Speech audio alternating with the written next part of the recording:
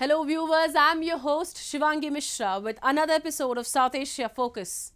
Let's begin the show with India's growing bilateral and trade ties with neighbouring Bangladesh. To improve connectivity and enhance economic activities between the two countries, 3 rail and power sector development projects were inaugurated. The projects have been fully assisted by the Government of India, reflecting the neighbourhood first policy.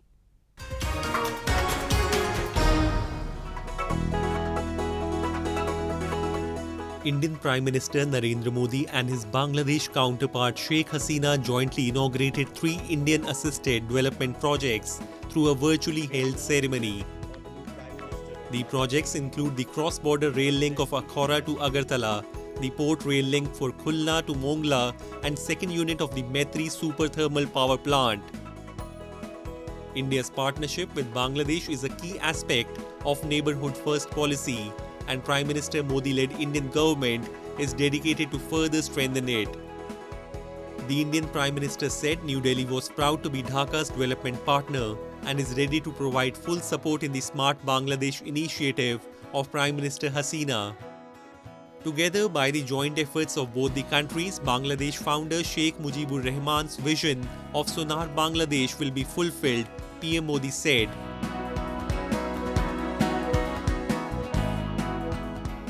पिछले 9 वर्षों में हमारा आपसी व्यापार लगभग 3 गुना हो गया है।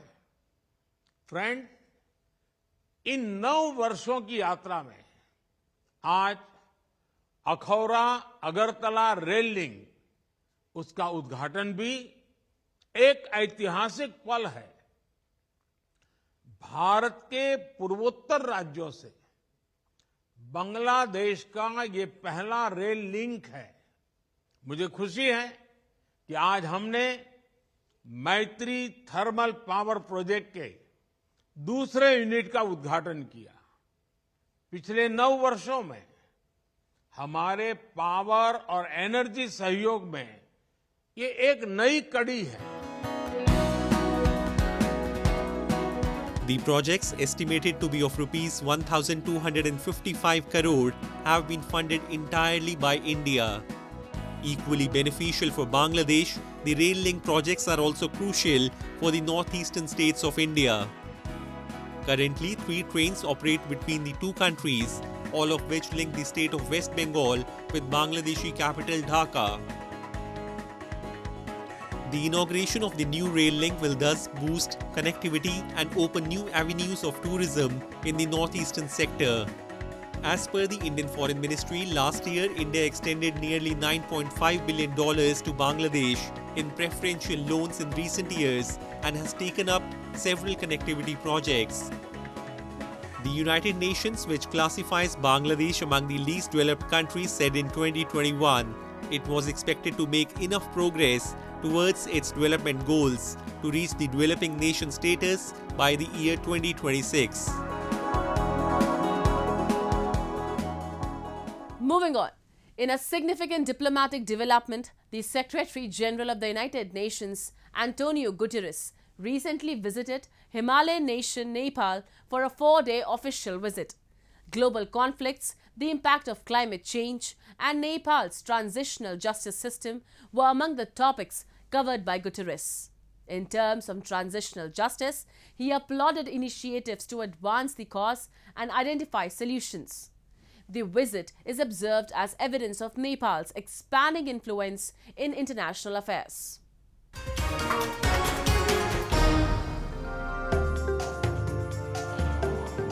Kathmandu rolled out the red carpet for Secretary General of the United Nations Antonio Guterres, who recently paid a 4-day diplomatic visit to Nepal. The official visit of the UN Secretary General has generated palpable excitement among the people of Nepal. Later that day, he had a meeting with the Prime Minister of Nepal and other high-ranking officials to talk about a variety of topics such as sustainable development, climate change, and Nepal's involvement in UN peacekeeping operations. The visit also included site visits and discussions about Nepal's development projects, highlighting the close cooperation between Nepal and the United Nations. After a visit to the area near Mount Everest, the world's highest peak, UN Chief Antonio Guterres emphasized that Nepal's snow-capped mountains have lost close to one-third of their ice in over 30 years due to global warming. He warned that glaciers that lie in high regions of Everest and other regions of Nepal have melted 65% faster in the last decade than in the previous one. On this trip, I will visit the Himalayas to see for myself the terrible impact of the climate crisis on the glaciers. The situation is dire and it is accelerating. Nepal has lost close to a third of its ice in just over 30 years, and glaciers are melting at record rates. The impact on communities is devastating, and I will meet local people in the Himalayas to hear directly from them about how they are affected. In his speech to the joint session of the Federal Parliament of Nepal during his official visit, Antonio Guterres urged the government to guarantee transitional justice while keeping the victims at the forefront. The government signed a peace agreement in 2006 ensuring transitional justice, ushering in the end of the centuries-long monarchy. However, no significant steps have been taken in that direction as yet. Suggesting measures to make the efforts focusing on the victims, Guterres also extended support to drive the progress and find solutions. You are preparing the final stages of our Nepal's-led peace process, healing the wounds of war through transitional justice. A process to bring peace to victims, families and communities haunted by questions and scared by injustice, and help put the past to rest. Several people lost their lives and many others were injured in the landmines planted during the insurgency. The transitional justice process, however, has failed to accommodate them. Even the 11 committee member, which comprises representatives from different parties, has not been able to ensure justice. Moreover, Guterres engaged in a range of high-level discussions. He also met with key figures in the Nepalese government, including President Ramchandra Patel, former PM Madhav Kumar Nepal, and other senior officials.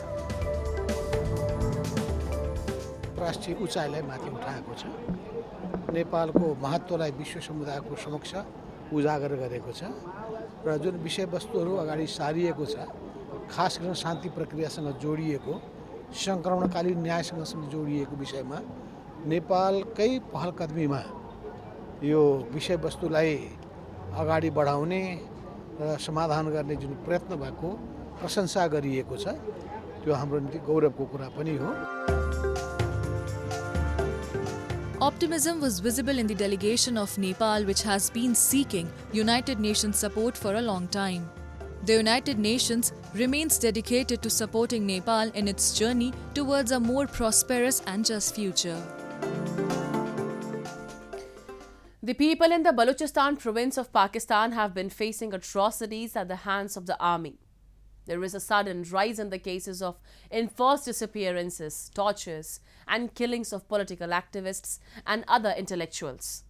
Today, we speak to Baloch political activist Kambar Malik Baloch, who has been raising concerns over gross human rights violations by Pakistan in Balochistan. Protests like this in front of the United Nations office in Geneva are frequent, as Baloch political activists are seeking international intervention to stop gross violations of human rights in Pakistan's Balochistan province.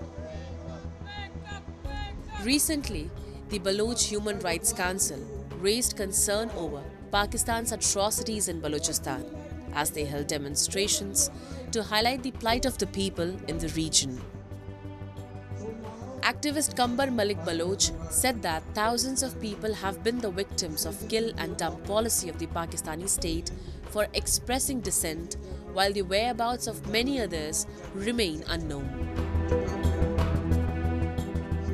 So the Pakistani authorities, they have continued their suppressive policies against the Baloch people, and all those people who are calling for their right to self-determination, even the people who even support these demands, are being forcibly abducted and extrajudicially killed. The activist also put a spotlight over China's expansionist agenda in Balochistan and Pakistan's complicity in the wake of the China-Pakistan economic corridor. The Baloch believe that the Pakistan and China nexus is to exploit their national resources, to bring people from the other parts of Pakistan and inhabit them in their homeland, which will eventually convert them into a minority. China has invested heavily in Balochistan, especially development of Gwadar port and construction of other infrastructure in the area. The indigenous Baloch, especially the fishermen, are opposing Chinese presence in the region, and they have been resisting for a long time. The Pakistan Army has now been targeting the Baloch, including political activists, journalists, and other intellectuals, as they have been raising their voice against the Chinese occupation of their territory. In a recent development in South Asia that sends shockwaves across the region, millions of Afghan refugees living in Pakistan are facing expulsion, leading to their reluctant return to Taliban-controlled Afghanistan.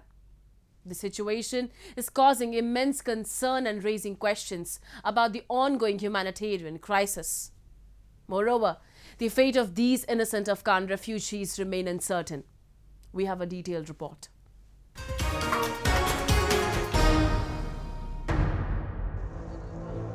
An announcement by Pakistan that unregistered Afghan refugees must depart the country has sent deep concerns to many.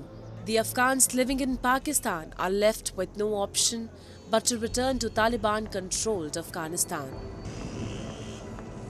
35-year-old Afghan refugee Muhammad Rahim boarded a bus headed from Karachi to the Afghan border. Rahim was born in Pakistan and is married to a Pakistani woman. He expressed his reluctance to leave. अगर हुकूमत नहीं बोलती है हम सारी ज़िंदगी नहीं जाते। मैंने आपसे पहले कहा ना तो हम वहाँ की बोली जानते ना वहाँ के लोगों के साथ रहने में हम लोग आदी है ना बस हम हमारी सारी ज़िंदगी यही हो गई है। हम इसी चीज़ से वाकिफ़ है, यही बच्चे बड़े हुए हैं, यही की पैदाइश है हमारी और कराची शहर को हम अच्छी तरीके से समझते भी है, तो हम नहीं जाना चाहते। हमें अगर ना भेजे तो हम तो सारी ज़िंदगी नहीं जाएंगे। According to the Taliban government, 60,000 Afghans have returned from September 23 to October 22 from Pakistan after it announced on October 4 that it would expel undocumented migrants. The sudden influx of returning refugees creates a severe crisis in Afghanistan. It has exerted pressure on already limited resources that are already stretched by sanctions on its banking sector and the slashing in foreign aid since the takeover of the Taliban. मेरे husband भी नहीं बाहर भी नहीं निकलते हैं। मेरे कुछ दिन पहले मैं बीमार हुई थी, मेरी दवाई इधर नहीं मिल रही थी, फिर नहीं गए। कह रहे मैं अलासिफ तक नहीं जा सकती कि पुलिस सब लोगों को पकड़ती है। अलासिफ तक नहीं गए मेरे हस्बैंड, ये दवाई की वजह से नहीं गए अलासिफ। अभी तक मैंने अपनी दवाई भी नहीं लिया, ये पुलिस की वजह से नहीं गए अलासिफ तक के नहीं जाते हैं। मेरे हस्बैंड की पुलिस पकड़ती है। The Taliban government is already grappling with myriad challenges, including economic instability and major security concerns. The UN Refugee Agency, UNHCR, and the International Organization for Migration stated that Pakistan's plans create serious protection risks for women and girls forced to leave. Restrictions, especially on female non-governmental organizations' workers, have led to shrinking employment opportunities for women in Afghanistan. Moreover, for many migrants, Pakistan is the only home they know, providing sanctuary from economic hardship and extreme social conservatism in Afghanistan. Samar Abbas of the Sindh Human Rights Defenders Network emphasized that, despite the difficulties, Pakistan is a vital haven for many Afghans. His organization is helping 200 Afghans who want to stay in the nation.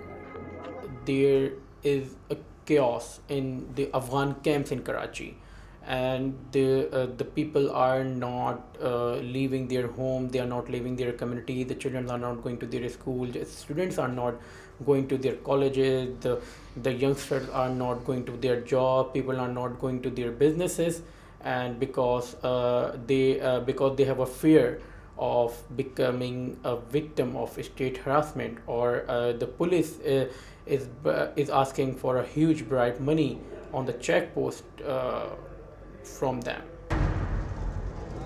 The decision by Pakistan to relocate these Afghan refugees is compelling them to make the heart-wrenching choice of returning to a country still under Taliban rule.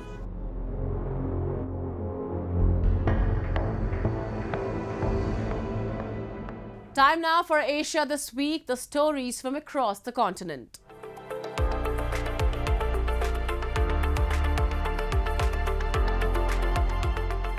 Heavy smoke could be seen billowing from various locations across Gaza City as Israeli airstrikes continued through the night and into the morning. Pressing an offensive against Hamas militants, Israel has bombed Gaza by land, sea and air in its campaign to wipe out the Iran-backed Islamist group after its cross-border rampage into southern Israel on October 7. Israel said Hamas gunmen killed 1,400 people, mostly civilians, and took more than 200 hostages. The Gaza Health Ministry says at least 8,796 Palestinians in the narrow coastal enclave, including 3,648 children, have been killed by Israeli strikes since October 7.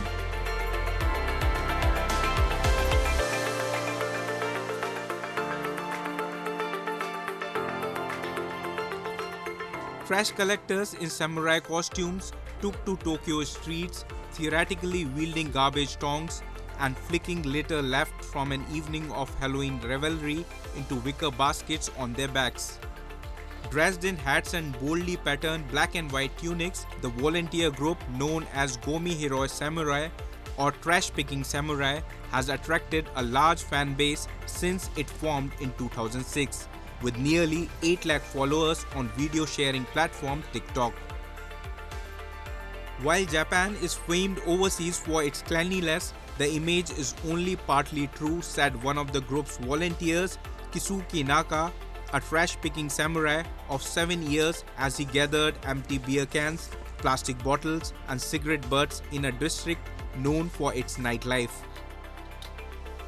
Occasions such as Halloween leave a lot of trash as street drinking has become common in bustling areas and tourist spots, said Naka, who works as an actor but has dreams of becoming a full-time samurai trash picker should it become feasible as a paid profession. Residents of the area say the trash-picking samurai has made a difference. Junya Kakihara, a restaurant manager, said the performances led him to pay more attention to the problem.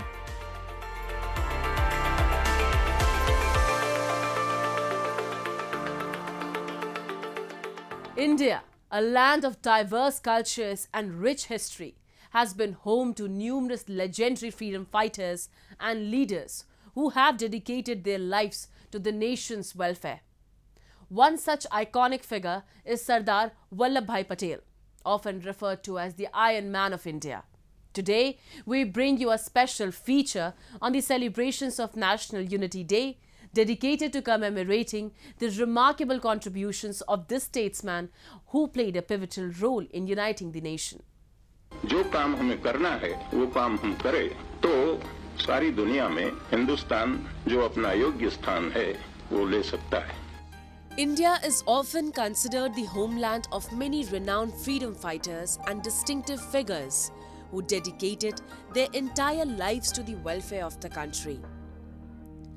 Sardar Vallabh Bhai Patel, also known as the Iron Man of India, is one such legend of the nation who worked all his life to unite people and for the union of India.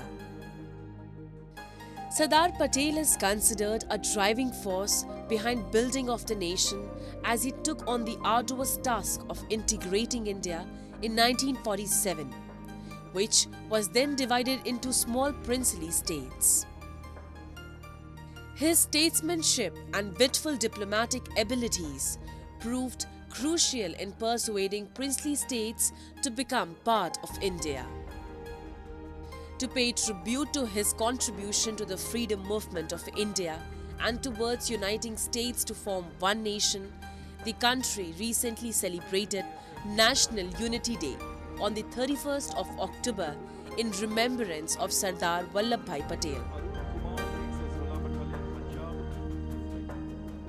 जब हम देश में एकता का ये प्रवाह देखते हैं, जब 140 करोड़ भारतीयों में एकजुटता के ये भाव देखते हैं, तो ऐसा लगता है जैसे सरदार साहब के आदर्श ही एक भारत श्रेष्ठ भारत का संकल्प बनकर हमारे भीतर दौड़ रहे हैं।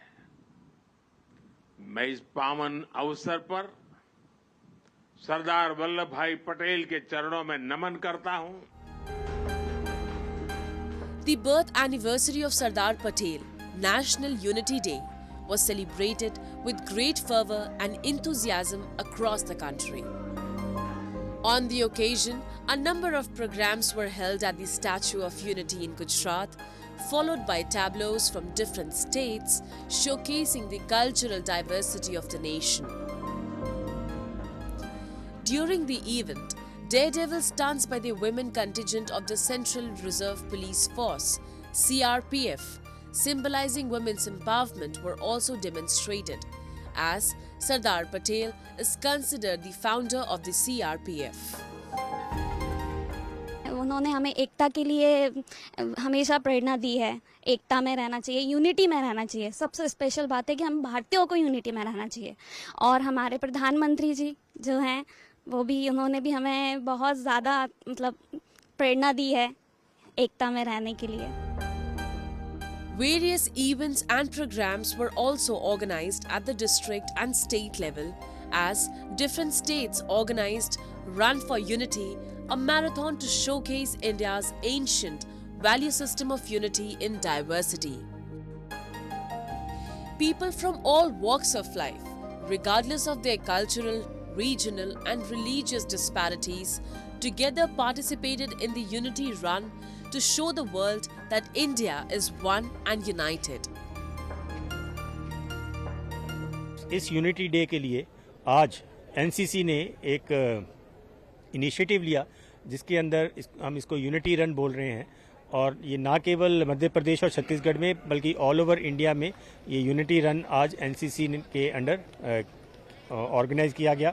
इसका मेन मकसद है एकजुट यूनिटी, जो देश की यूनिटी उसको एक साथ करने का, और हमारे यहाँ भोपाल के यूनिट ने वो चीज़ एक आगे कदम बढ़ाया है इसको पूरा करने के लिए। मुझे अच्छा है कि मैं इस चीज़ का हिस्सा हूँ, ये जो यूनिटी राष्ट्रीय एकता दिवस की है उसके लिए।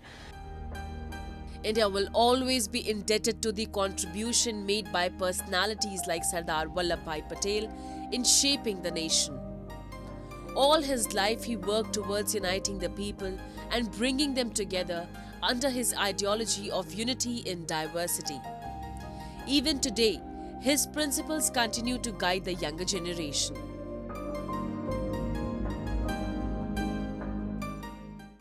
Indian history is rich with bravery and self-sacrifice tales. And with that, we come to the end of this week's episode. See you next week. Goodbye and take care.